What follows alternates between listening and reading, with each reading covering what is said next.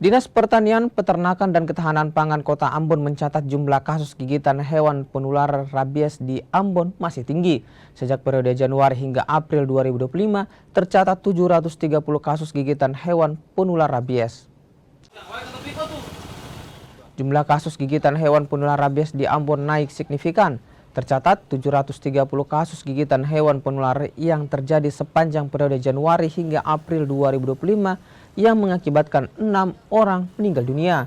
Sementara sepanjang tahun 2024 kasus gigitan hewan penular rabies tercatat 1.000 kasus. Pemerintah Kota Ambon mengimbau warga lebih waspada dan melapor jika menjadi korban gigitan untuk divaksin.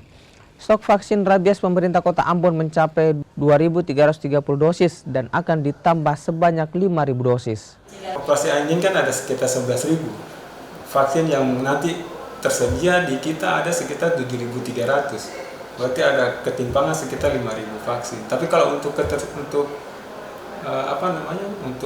penanganan rabies sebenarnya dengan adanya vaksin antara sekitar 60-70% dari jumlah populasi itu sebenarnya sudah bisa mengcover sebagian dari penanganan rabies di Kota Ambon. Tapi untuk lebih optimalnya lagi sebenarnya kita butuh sekitar 5.000 vaksin yang akan nanti diadakan mungkin lewat anggaran perubahan nanti di bulan September.